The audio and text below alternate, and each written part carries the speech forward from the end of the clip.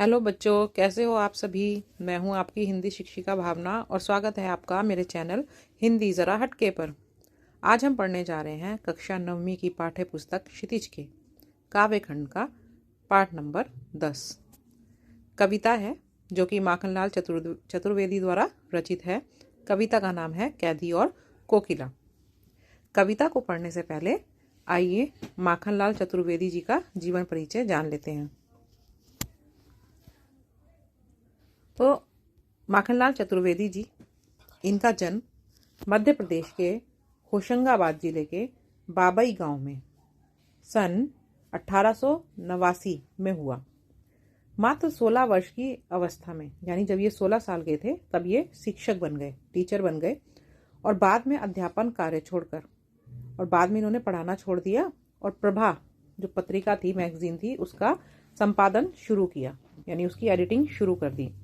वे देशभक्त कवि थे और प्रखर पत्रकार थे। प्रखर मतलब बहुत तेज। उन्होंने कर्मवीर और प्रताप का भी संपादन किया, यानी इनका भी उन्होंने एडिटिंग की थी और सन 1968 में उनका देहांत हो गया, उनकी मृत्यु हो गई। इनकी जो रचनाओं की बात करें तो हिम किरीटनी, साहित्य देवता, हिम तरंगिनी, वेणुलो, गूंजे धरा इनकी प्रमुख कृतियां हैं। इन्हें पद्म भूषण, साहित्य अकादमी पुरस्कार से सम्मानित किया गया है। माखनलाल चतुर्वेदी जी की रचनाएं जो हैं वो राष्ट्र भावना से युक्त हैं। राष्ट्र भावना, देश के प्रति जो भावना होती है उससे। उनमें स्वतंत्रता की चेतना के साथ देश के लिए त्याग और बलिदान की भावना भी मिलती है। इसलिए उन्हें एक भारतीय आत्मा भी कहा जाता है। उनको एक भारतीय आत्मा भी कहा जाता है और इस नाम से उन्होंने कविताएं भी लिखी हैं, यानी एक भारतीय आत्मा के नाम से उन्होंने कई कविताएं भी लिखी हैं। अगर हम इस कविता के बारे में पढ़ें तो कविता जो है वो जो हमारे जब भारत पर ब्रिटिश लोगों का राज था, अंग्रेजों का राज था, उस समय की है।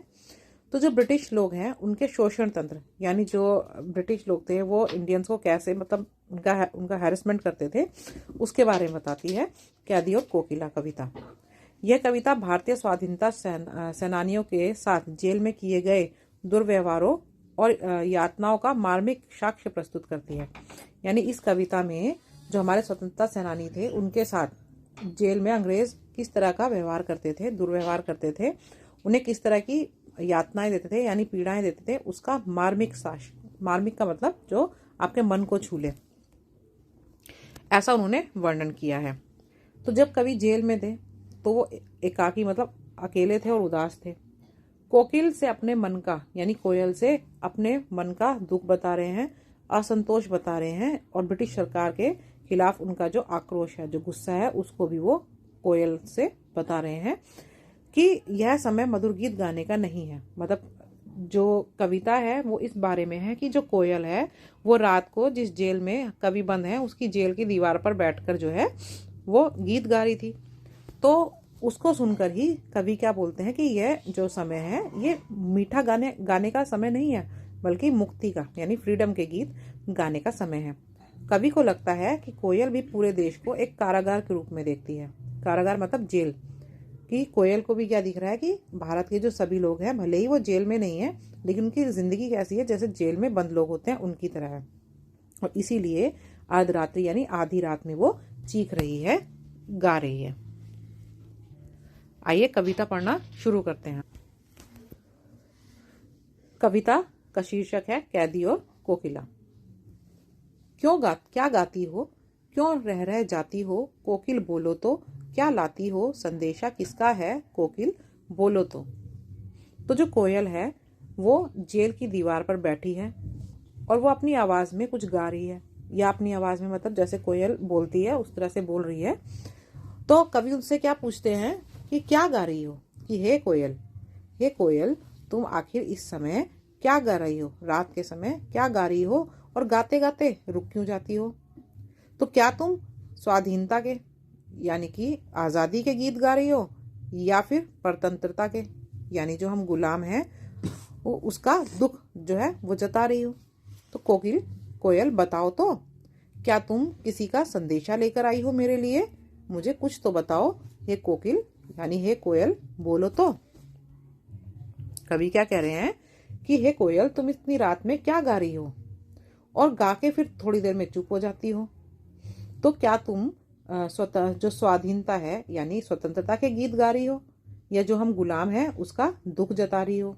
हे कोयल, बताओ तो, क्या तुम मेरे लिए किसी का संदेशा लेकर आई हो इतनी रात में? मुझे कुछ तो बताओ। ऊंची काली दीवारों के घेरे में, डाकू चोरों बटमारों के डेरे में। कवि क्या बोल रहे हैं कि जिस जेल में मैं बंद हूं, कैसी जेल है, उसकी ऊंची काली काली दीवारें हैं।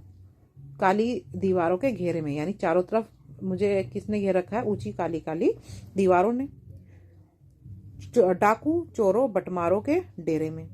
अब बटमार क्या होते हैं? जो रास्ते में चलने वालों को लूटते हैं, उनको बोलते हैं बटमार। तो किनके साथ रखा हुआ है मुझे इन ऊंची ऊंची दीवारों में, जेल की दीवारों में? डाकुओं के साथ, चोरों के साथ, और राहगीरों को लूटने वाले बटमारों के साथ में। जबकि मैं कौन हूं? मैं तो एक स्वतंत्रता सेनानी हूं, लेकिन इन्होंने मुझे चोर और डाकुओं के साथ में रखा हुआ है। जीने को देते नहीं पेट भर खाना। तो क्या बोल रहे हैं कि जेल में हमें पेट भर खाना भी नहीं देते, यानी जिससे पेट भर जाए इतना खाना भी नहीं देते, और मरने भी देते नहीं, तड़प रह जाना। ना तो हमें जीने देते हैं ढंग से, ना ही हमें मरने देते हैं, तो हम बस तड़प कर रह जाते हैं। जीवन पर अब दिन रात कड़ा पहरा है। तो हमारी जो जिंदगी है उस पर कड़ा पहरा है। किसका? अंग्रेजों का। तो ये जो जितने भी जेल में जो पहरा देने वाले हैं, हमेशा दिन रात हमारे ऊपर कड़ा पहरा रखते हैं, मतलब हमारे ऊपर पूरी निगरानी रखते हैं। शासन है या तम का प्रभाव गहरा है। तम मतलब अंधेरा। तो वो क्या बता रहे हैं? ब्रिटिश जो शासन है उसको अंधेरा बता रहे हैं। अंधेरा मतलब कि ये जो शासन है ये अच्छा नहीं है, ये किसके समान है? अंधेरे की तरह है। हिमकर, हिमकर का मतलब है चांद। चांद निराश कर चला रात भी काली, इस समय कालीमा मैं जगी क्यों आली। तो अभी इतनी रात हो चुकी है और जो चांद है वो भी जो है कम दिखाई दे रहा है। जैसे अमावस्या में होता है ना, चांद बहुत कम दिखाई देता है। तो वही बोल रहे हैं कि चांद भी क्या है, वो चला गया है निराश करके। रात कैसी है? बिल्कुल काली है। और इसका आप दूसरा मतलब ये भी निकाल सकते हो कि आशा रूपी, कि मतलब हमें अंग्रेजों से मुक्ति मिलेगी। इसका जो आशा रूपी हमारा चांद है वो भी क्या हो रहा है? ऐसा लग रहा है कि निराश होकर चला गया। तो जो रात है वो और भी काली हो गई है, यानी हमारी जो जिंदगी है वो और भी हमें कैसे लगने लगी है? अंधकारमय लगने लगी है। इस समय इस रात के समय में कालीमा मई। कालीमा मई मतलब क्योंकि कोयल क्या होती है? काली होती है बिल्कुल, तो उसको कालीमा मई कहा गया है। तो हे काली कोयल, तुम क्यों जगी हो? और आली का मतलब होता है दोस्त को, सखी को बोलते हैं, सहेली। तो इस समय हे सखी, हे कोयल, तुम क्यों जगी हुई हो? एक बार फिर पढ़ लेते हैं कि कवि क्या बोल रहे हैं। कवि कहते हैं कि हमें जो है ऊंची ऊंची जेल की दीवारों में रखा हुआ है। और किनके साथ रखा हुआ है? हमें रखा हुआ है चोरों के साथ में, डाकुओं के साथ में, और राहगीरों को लूटने वाले के साथ में। ना तो हमें ये पेट भर कर खाना देते हैं जिससे हम जी पाएं, और ना ही हमें मरने देते हैं। बस हम तड़प कर रह जाते हैं, हमारे ऊपर अत्याचार करते रहते हैं। जीवन पर अब दिन रात कड़ा पहरा है। अब हमारे जीवन पर इन पहरेदारों का पहरा रहता है, सुबह हो या रात हो। तो ऐसा लगता है कि ये अंग्रेजों का शासन नहीं है, बल्कि क्या है? ये अत्याचार का शासन है। मतलब यहाँ पर लोगों पर अत्याचार किया जाता है। अंधेरा उसको बोलते हैं ना, अंधकारमय है, मतलब जिसमें किसी को कोई आशा ही नहीं है, ऐसा शासन है। चांद जो है वो भी निराश करके चला गया। अब रात जो है वो और भी काली लग रही है। और ऐसे में हे सखी, हे कोयल, तुम इस समय क्यों गा रही हो? क्यों हूं पड़ी वेदना बोझ वाली सी, कोकिल बोलो तो क्या लूटा। हुक किसको बोलते हैं? हुक बोलते हैं जब आपकी आवाज में कोई दर्द हो, कसक हो, उसको बोलते हैं क्या बोलते हैं? हुक। और वेदना बोलते हैं पीड़ा को। पीड़ा मतलब तकलीफ। तो कवि क्या बोल रहे हैं क्यों हुक पड़ी वेदना बोझ वाली सी, मतलब तुम्हारी जो आवाज है जिसमें तुम अभी बोल रही हो उसमें क्या सुनाई दे रही है? कसक सुनाई दे रही है, एक पीड़ा सुनाई दे रही है। तो कोकिल क्या हुआ, हे कोयल क्या हुआ, तुम्हारी आवाज में इतनी कसक क्यों है, तुम्हारी आवाज में इतनी पीड़ा क्यों है, तकलीफ क्यों है? क्या लूटा, क्या किसी ने तुम्हारा कुछ लूट लिया? मृदुल वैभव की रखवाली सी कोकिल बोलो तो। मृदुल का मतलब होता है मीठा या फिर कोमल, और वैभव बोलते हैं समृद्धि को, सुख समृद्धि को बोलते हैं वैभव। तो कवि क्या बोलते हैं कि तुम तो कोमलता, मिठास फैलाने वाली हो, जग में समृद्धि फैलाने वाली हो, उसकी रखवाली हो, तो तुम्हारी आवाज में ये पीड़ा क्यों है, तुम्हारी आवाज में इतनी तकलीफ क्यों है? हे कोयल मुझे बताओ। क्या हुई बावली अर्धरात्रि को चीखी, बावली मतलब पागल, कि हे कोयल क्या तुम पागल हो गई हो जो अर्धरात्रि, अर्धरात्रि मतलब आधी रात, जो इस तरह आधी रात को चीख रही हो। कोकिल बोलो तो, हे कोयल तुम मुझे बताओ कि आखिर हुआ क्या है, कम से कम मुझे तुम कुछ तो बताओ। किस दावानल की ज्वालाएं हैं तीखी, दावानल मतलब जो जंगल में आग लगती है उसको बोलते हैं दावानल। तो क्या तुमने कोई जंगल की आग देख ली है? ज्वालाएं जंगल की आग को देख ली है, उसकी लपटें देख ली हैं। हे कोयल बताओ तो, कम से कम कुछ तो बोलो। क्या देख ना सकती जंजीरों का गहना, हथकड़ियां क्यों यह ब्रिटिश राज का गहना। क्या तुम हमारे हाथ में ये जो जंजीरें हैं, ठीक है, हमारे हाथ में जो हथकड़ियां हैं, क्या इनको देखकर दुखी हो? तो हमारे लिए हथकड़ियां क्यों, यानी ये हथकड़ियां ये हमारे लिए हथकड़ियां नहीं है, यह तो हमारे लिए ब्रिटिश सरकार के गहना है, यानी ज्वेलरी है उनकी। तो हम इसको तो पूरे गर्व के साथ पहनते हैं, खुशी के साथ पहनते हैं। कोल्हू का चर्रक चू जीवन की ताल, जो कोल्हू होता है ना, जो आपका तेल होता है, सरसों का तेल वगैरह निकालने के लिए कोल्हू जो है वो चलाया जाता है। उसमें क्या है, सरसों के बीज डाल दिए जाते हैं और फिर जो पहले तो बैल होते थे उन बैलों को घुमा घुमा कर जो है वो पीसते रहते हैं और उनसे तेल निकलता रहता है, वो कहलाते थे कोल्हू। तो उसमें से ना एक आवाज़ आती रहती है जब बैल घूमते हैं, और वो लकड़ी, मतलब ज़्यादातर वो लकड़ी से को लेकर घूमते हैं अपने साथ में, तो उसमें से चर्रक चू की एक आवाज़ आती रहती है।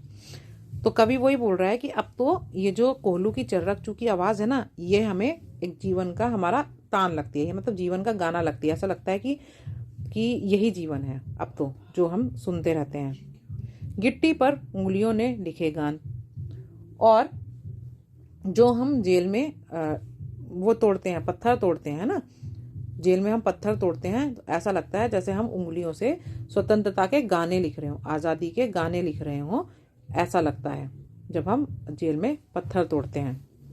हूँ मोट खींचता लगा पेट पर जुआ, तो क्या बोलते हैं कवि, वो बोलते हैं कि मैं जो हूँ इतने अत्याचार सहने के बाद भी मैं काम करता हूँ जेल में।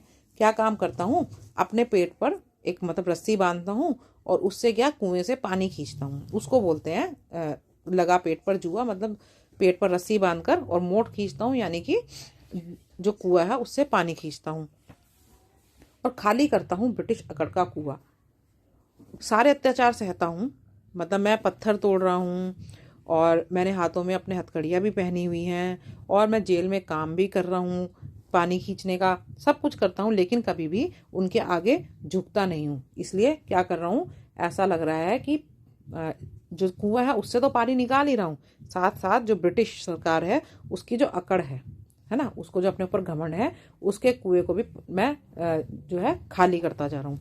जैसे मैं पानी निकाल निकाल के कुआं खाली कर रहा हूँ, वैसे ही मैं जो है उनके सामने ना झुककर उनकी जो अकड़ है उसको भी क्या करता जा रहा हूँ, कम करता जा रहा हूँ। दिन में करुणा क्यों जगे रुलाने वाली, इसलिए रात में गजब ढा रही आली। अब वो कोयल को क्या बोलते हैं कि दिन में तो तुम्हें पता है कि सब लोग क्या है अपने अपने काम में व्यस्त रहते हैं, तो तब तुम अगर कुछ बोलोगी तो तुम्हें कोई सुनने पर तुम्हें इतना ध्यान देगा नहीं, तो इसलिए वो बोल रहे हैं कि दिन में तुम्हारे बोलने से करुणा नहीं जगेगी, है ना, जो तुम जो लोगों को जो करना अपना गीत जो सुनाना चाहती हो, तुम्हारी दर्द में जो आवाज़ है वो दिन में लोग नहीं सुन पाएंगे, इसलिए तुम रात में क्या ये गीत गा रही हो? क्योंकि तुम्हें दिन में सब लोग नहीं सुन पाएंगे, दिन में तो कैदी क्या होगा, सब अपने अपने काम में लगे होंगे, तो उस समय तुम्हारी आवाज को कोई सुन नहीं पाएगा। इसलिए क्या तुम रात में अपने गीत गाकर उन सब में मतलब की करुणा जगाने की कोशिश कर रही हो? इस शांत समय में अंधकार को भेद, रो रही क्यों हो कोकिल बोलो तो इस शांत समय में, शांति मतलब रात है ना, तो इस समय क्या है, बिल्कुल शांति है। तो इस जो शांति में अंधकार को भेद, यानी अंधकार को भेदते हुए मतलब उसमें से होकर, किसी चीज से होकर गुजरना होता है, जैसे भेदना। तो अंधकार को भेद कर तुम क्यों रो रही हो कोकिला, कुछ तो बोलो। कि इतनी शांति है और इस समय तुम ऐसा जो तकलीफ भरा तुम्हारा जो स्वर है, ये अंधकार को चीरता हुआ, भेदना मतलब चीरता हुआ जो है वो सुनाई दे रहा है। तो इस समय तुम क्यों रो रही हो, तुम क्यों चीख रही हो, हे कोकिला बोलो तो, हे कोयल बोलो तो। चुपचाप मधुर विद्रोह बीज इस भांति बो रही क्यों हो कोकिला बोलो तो चुपचाप मधुर विद्रोह मतलब विद्रोह करना किसी का। तो क्या तुम इस शांत माहौल में हमारे अंदर विद्रोह का बीज बोना चाहती हो? किसके लिए विद्रोह? ब्रिटिश सरकार के प्रति। ब्रिटिश सरकार के प्रति हमारे अंदर विद्रोह पैदा करना चाहती हो? हे कोकिला बोलो तो। विद्रोह करना मतलब उनके खिलाफ जाना। तो क्या इस समय तुम हमारे अंदर ब्रिटिश सरकार के लिए विद्रोह का बीज बोना चाहती हो? हे कोकिला कुछ तो बताओ। इसके बाद है, काली तू रजनी भी काली, शासन की करनी भी काली, काली लहर कल्पना काली, मेरी काल कोठरी काली। अब देखिए, काली कोयल को बोलते हैं कि हे कोयल तू भी काली है। रजनी यानी ये रात भी काली है। शासन की करनी भी काली, शासन यानी जो ब्रिटिश हैं उन लोगों के काम भी कैसे हैं? काले हैं। काले मतलब बुरे हैं। काली लहर कल्पना काली, ठीक है। और इस काल कोठरी में जो मैं कल्पनाएं कर रहा हूँ, जो इमेजिनेशन कर रहा हूँ, वो भी कैसी हैं? काली हैं। काली मतलब निराशा से भरी हुई है। जेल में बंद हूँ, निराश हूँ, तो इस समय रात के समय में जो कल्पनाएं हैं वो भी कैसी हैं? काली हैं। मेरी काल कोठरी काली, काल कोठरी मतलब जेल में जिस कमरे में मैं रह रहा हूँ उसमें भी अंधेरा है। टोपी काली, जो हमें टोपी बनाई गई है जेल में, वो भी कैसी है? काली है। कमली काली, कमली मतलब जो कंबल दिए गए हैं वो भी काली हैं। मेरी लोह श्रृंखला काली, लोह श्रृंखला मतलब लोहे से बनी हुई हथकड़ियां, ठीक है। तो जो लोहे से बनाई गई हथकड़ियां हैं वो भी कैसी हैं? वो भी काली हैं।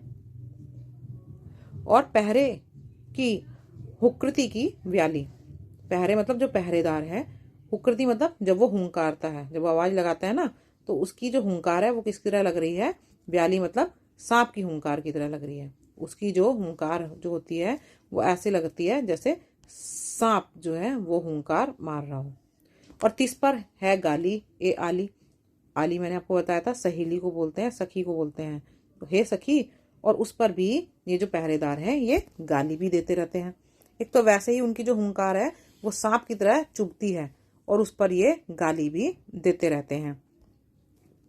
इस काले संकट सागर पर मरने की मदमाती, कोकिल बोलो तो अपने चमकीले गीतों को क्यों कर हो तैराती, कोकिल बोलो तो इस समय क्या है? जंगल में सब पर काला संकट छाया हुआ है, क्योंकि सब तरफ क्या है? अत्याचार ही हो रहा है। जो ब्रिटिश हैं वो जो जेल में बंद हैं लोग, उन पर वहां के लोग अत्याचार ही कर रहे हैं। तो ये तो एक काला संकट है। और ऐसे में तुम यहाँ पे जो चीख रही हो, यहाँ पर बैठकर जो गा रही हो, क्या तुम मरना चाहती हो? हे कोकिला बोलो तो। तुम्हारे गीत जो है वो सब में खुशी भरते हैं, है ना। तुम्हारे गीत सबको खुश करते हैं, सबको सुख देते हैं, सबको प्रसन्न करते हैं। तो तुम अपने इन गीतों को यहाँ पर क्यों गा रही हो? यहाँ पर अपने गीतों को गाकर उनको व्यर्थ क्यों कर रही हो? हे कोकिला बताओ।